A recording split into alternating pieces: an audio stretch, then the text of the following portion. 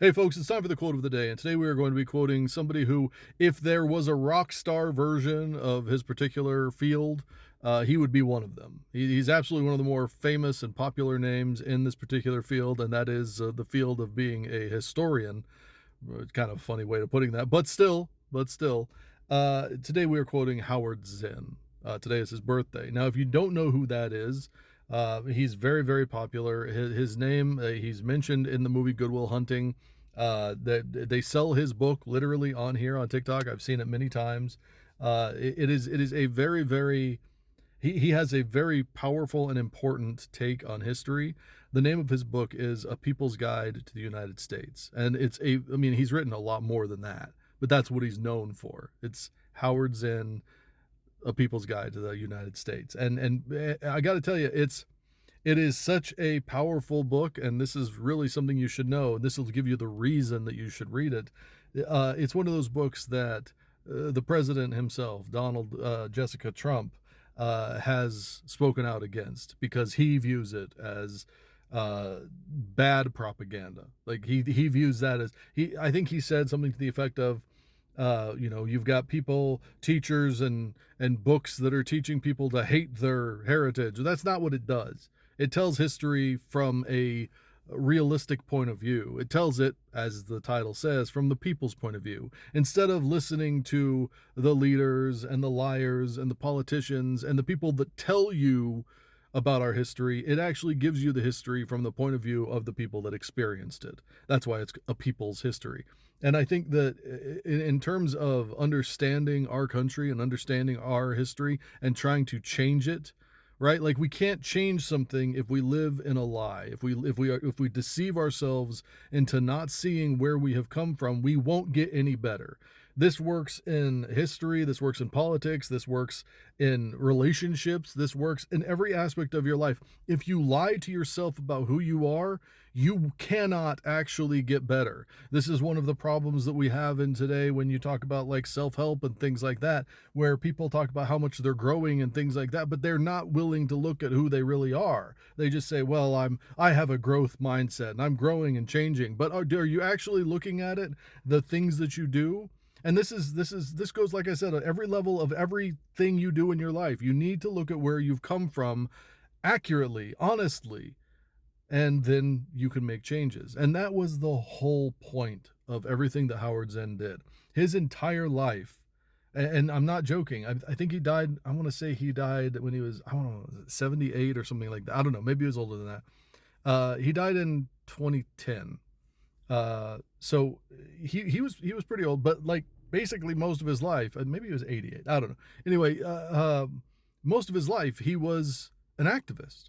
This is a guy that very, very famously said that he was a little bit of an anarchist, a little bit of a socialist, just enough of a socialist to be considered a democratic socialist. That's what he viewed himself as. He talked about communism as well, but he basically was just, he wasn't dismissive of it, but he was like, well, we can take these little bits, but the way that most people understand communism is not what I would take. So this is somebody who, in today's world, you've got Democratic Socialists of America and things like that.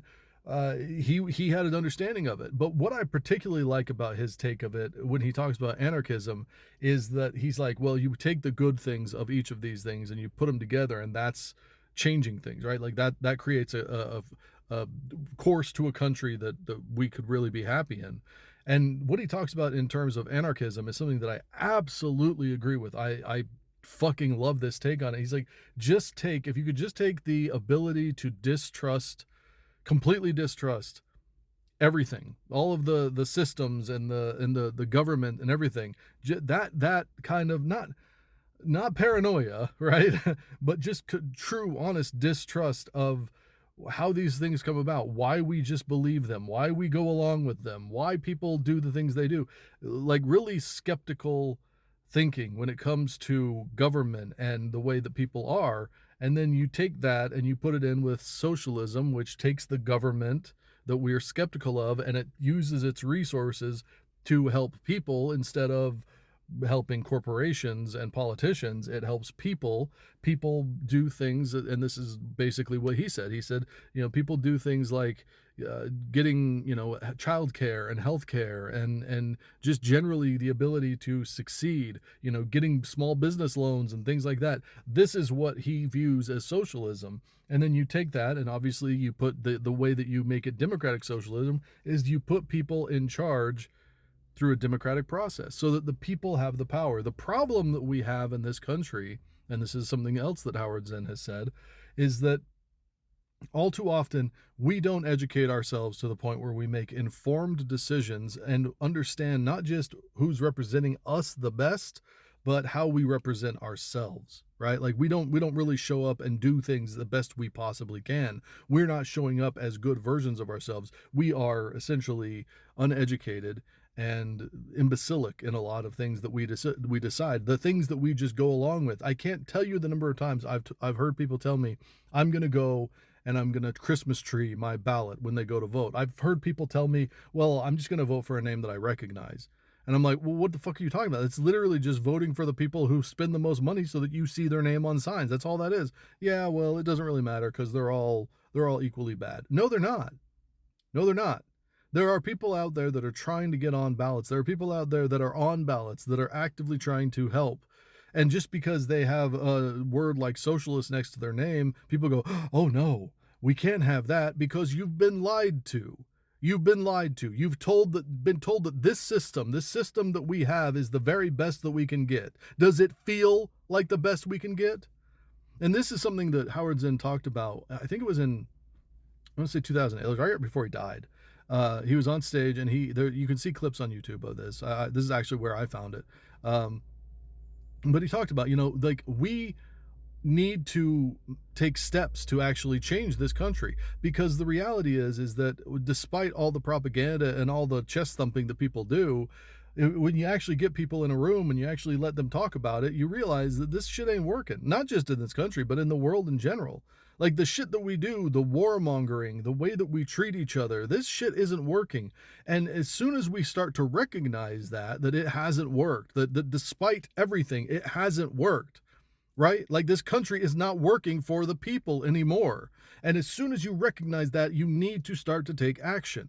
Because the reality is that this is not the best we can do. And it's honestly very unpatriotic to think that it is. Because if this is the best we can do, if the suffering that you see every day around you, if people not being able to afford anything, if people going bankrupt because they get sick is the best we can do, then we are a failed fucking state. We are a failed fucking nation. And that is the point of a lot of what Howard Zinn has done through his entire life, or did through his entire life. And is not to bash America, it's to see it for what it is, to understand that all throughout history, there's been heroes trying to make a difference. But they don't teach you about those people. They actively, especially under Trump, they actively omit them. They take them out of the history books because they would rather have you just being all proud of military heroes and saying how great like Teddy Roosevelt is and shit like that. They don't want you to know the truth about what the average everyday person can do. They don't want you to know that people can rise up from the ranks of the everyday people and make a fucking difference. And that's what Howard Zinn tried to teach. That's what he was known for. And that's one of the reasons why our president, our current president, has spoken out against him so many times. And this entire regime, all of the Republicans, have spoken out against him so many times. Now I'm going to give you two very quick quotes by Howard Zinn. They're one sentence each. And both of these are very, very important. Howard Zinn once wrote, "There is no flag large enough to cover the shame of killing innocent people." There is no flag large enough to cover the shame of killing innocent people. And the second quote, and perhaps one of the most important quotes you could ever hear, especially when people tell you how great America is. I want you to think about our history. I want you to think about where we come from. I want you to think about what this country was supposed to be. And then understand that when Howard Zinn wrote this is exactly what he was talking about. Howard Zinn wrote, "Dissent is the highest form of patriotism."